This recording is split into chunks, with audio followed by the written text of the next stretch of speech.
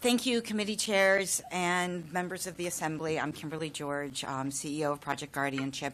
I'm here to speak about elder financial exploitation, obviously, and the urgent need to strengthen New York's Article 81 guardianship system, something both Judge Kaplan and Judge Troya referred to earlier. As we've heard plenty today, elder financial exploitation is the most common and most devastating form of elder abuse that APS encounters. It often, we've talked a lot about scams, but it was also referenced that it often begins quietly through a family member misusing funds, a caregiver exerting pressure, or someone exploiting a person's disability or isolation. By the time APS becomes involved, the harm is often severe, with housing instability or housing loss, loss of income, and deep emotional trauma.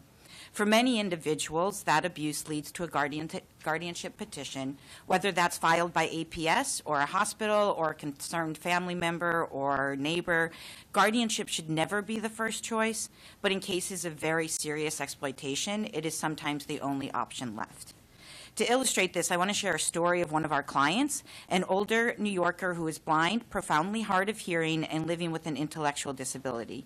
Nearly 10 years ago, APS sought guardianship for her after discovering that her adult son was financially exploiting her, threatening her home health aides, and placing her Section 8 housing at risk.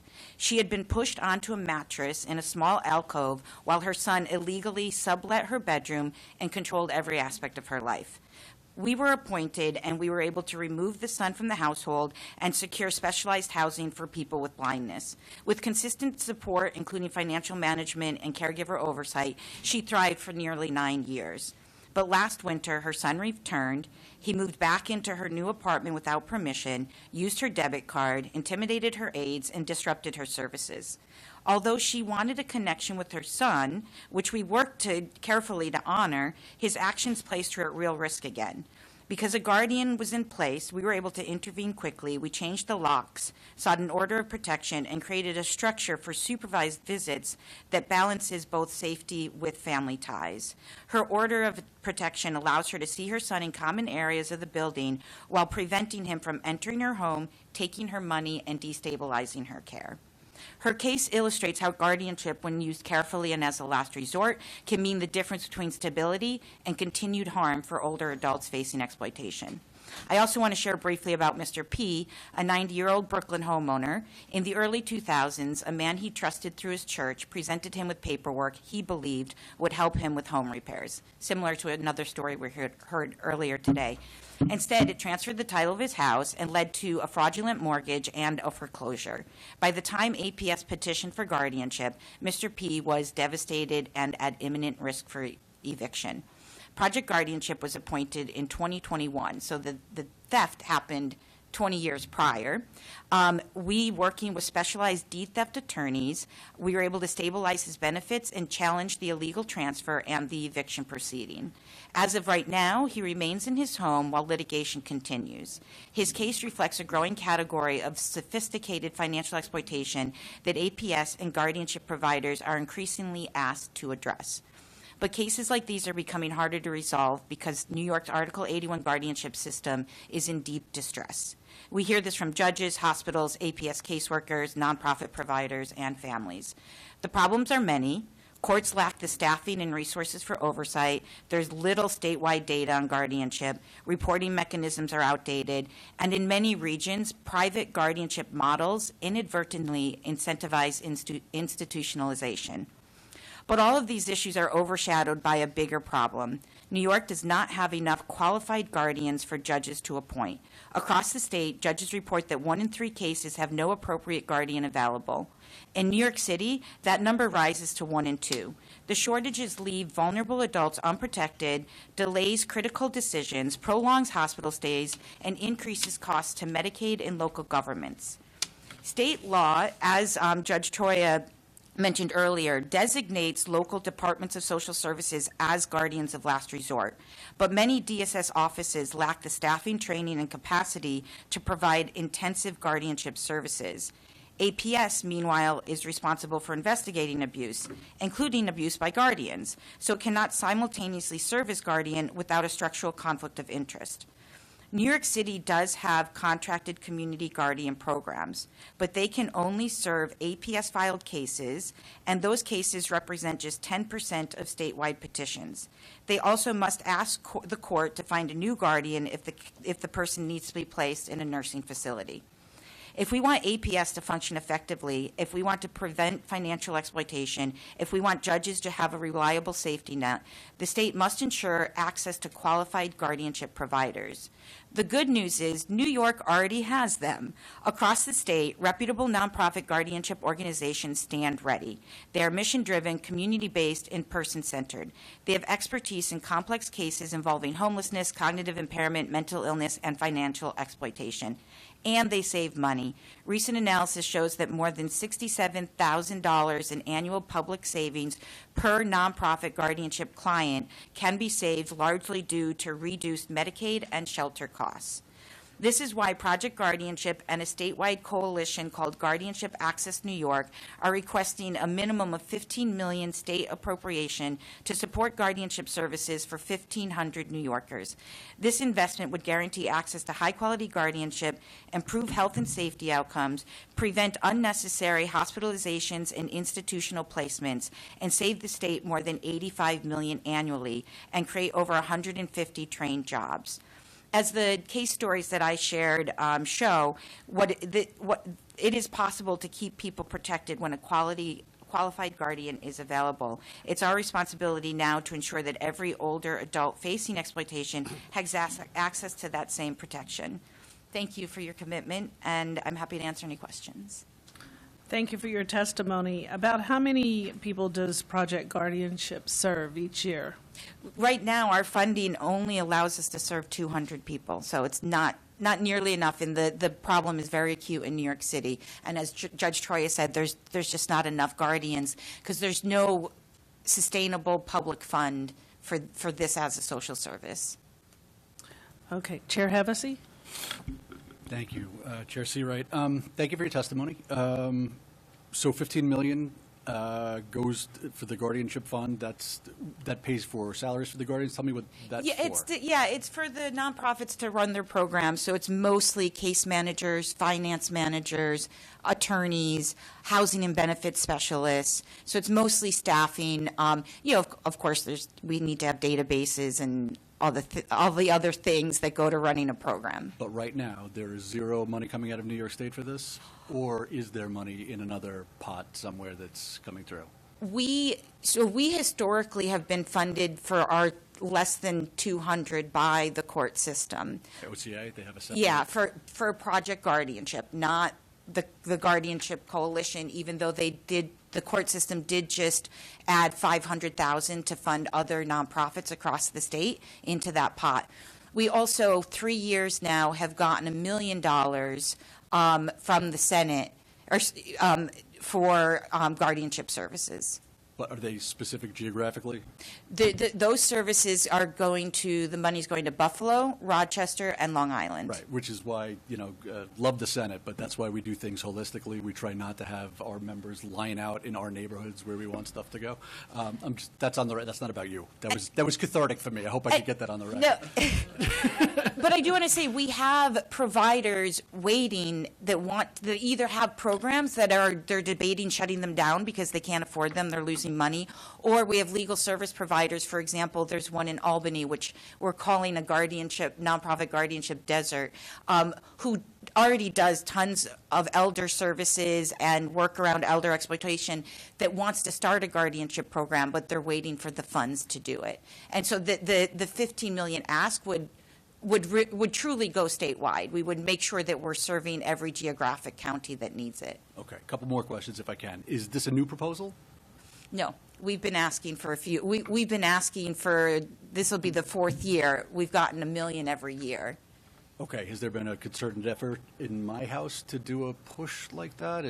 You have a lot of champions here. That's why I'm asking. We've been asking, but it's such a complicated issue. It's hard to understand that the message we're finding. We need to Well, okay, I appreciate that. So I'd like to be part of that prospectively, but And we I are, mean, the message, I'm sorry to cut you off, but the message is this: we're of last resort. We're the provider of last resort. Could you explain what happens to seniors when they don't receive your services?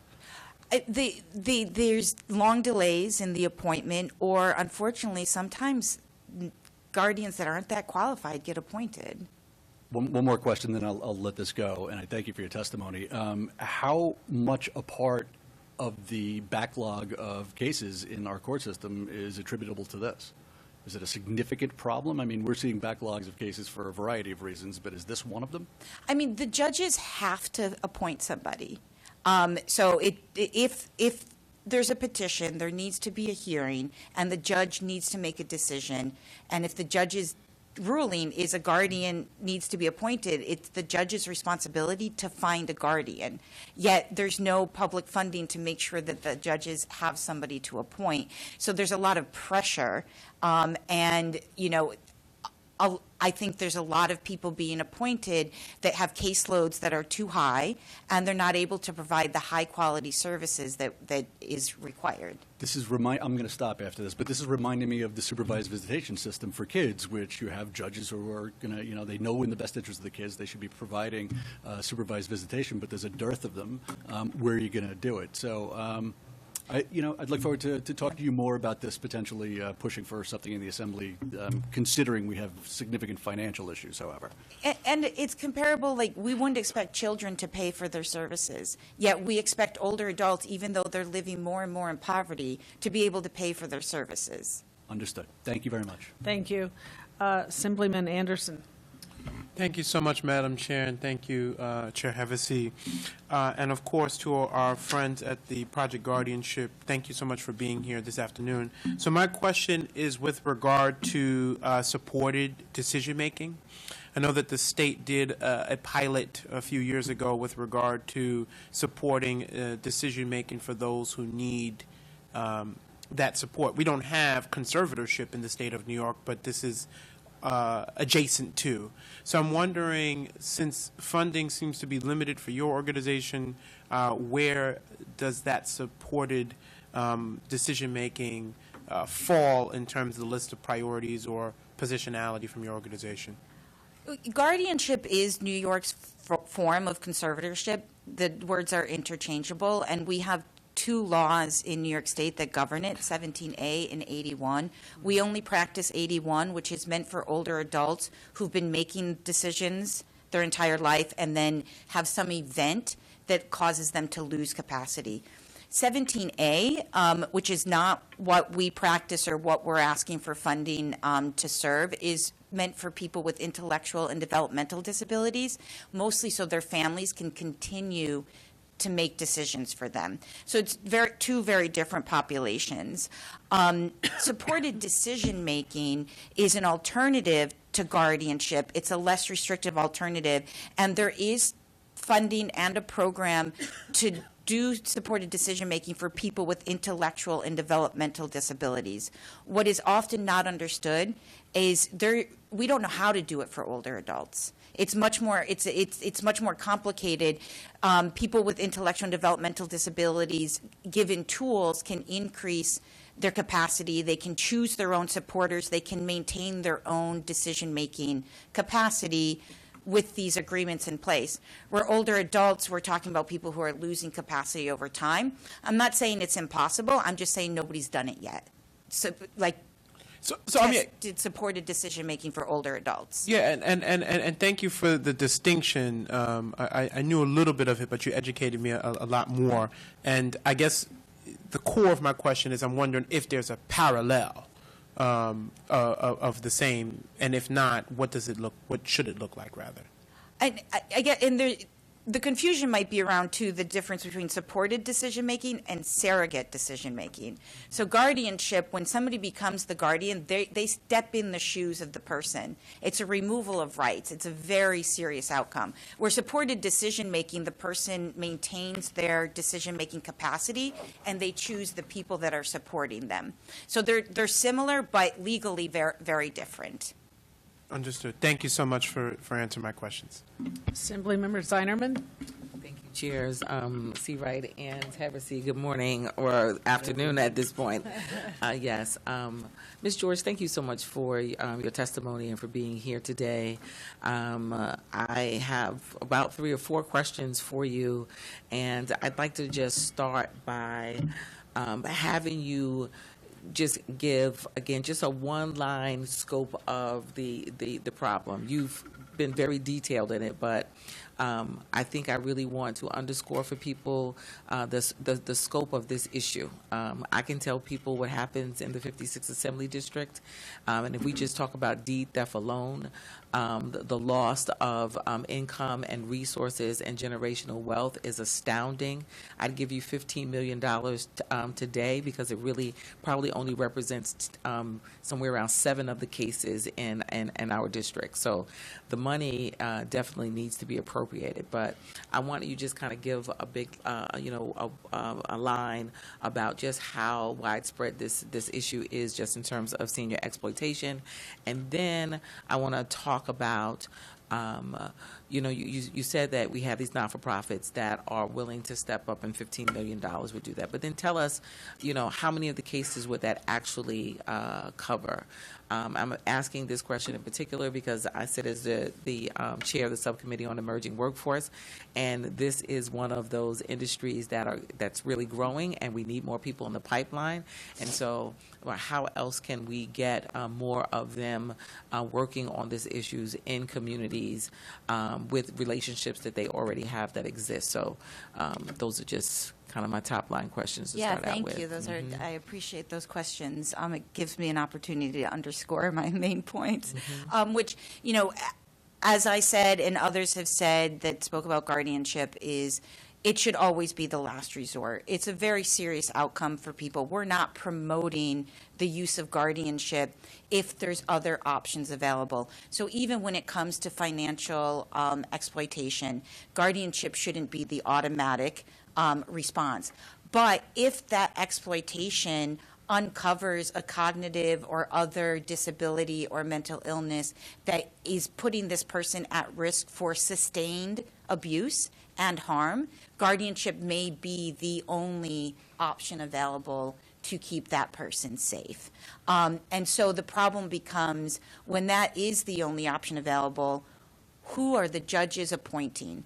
Our Article 81 law is about 30 years old, and when it was written, the expectation was that family and friends would do this for free, non-paid work, or if there were no family and friends available to do it or appropriate for the job, that a private paid guardian could be appointed, and they get paid out of the money of the person who needs the guardian. So the problem is there has been no public response to the growing population of people without family and friends to do this job. Unfortunately, that is too often because there's a family feud, or the family are the perpetrators of the exploitation. Or they don't have the capacity because they don't know how to do it. Yeah, and it's a skill set thing too. So thank you for reminding me the point I wanted to come back to about the workforce and the number of people that the 15 million would serve. It's a really hard job, and it's getting harder because our safety nets are deteriorating, and we all know what we have to worry about with that even happening further with what's coming down the pipe. And so the job is really, really difficult, and often family members, if they're doing it for the first time, navigating systems that they don't know how to navigate, or even if it's a private pay guardian who has experience, they're one person.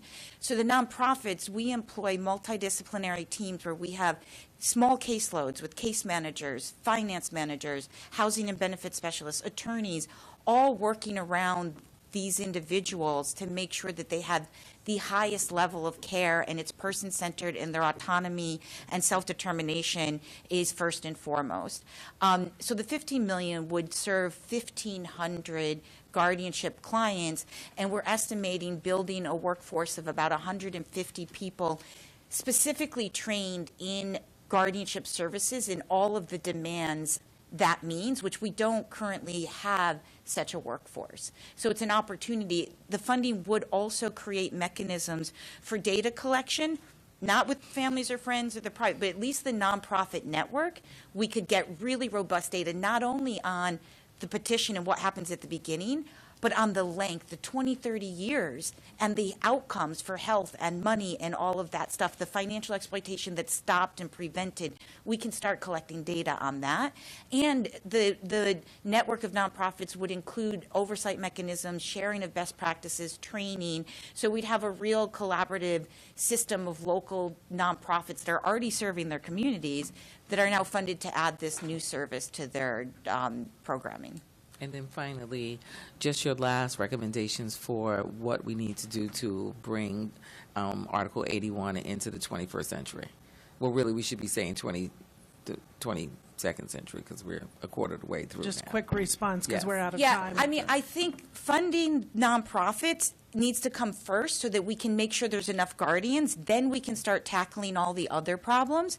Because if you start tackling the other problems, you're going to further deteriorate the pool of guardians willing to serve. So that is the rate determining step, as they say in chemistry, that needs to happen first. And then there's a list of things that can happen next. Article 81 is better written than 17A, but it's not flawless. Thank you. Thank you for your testimony.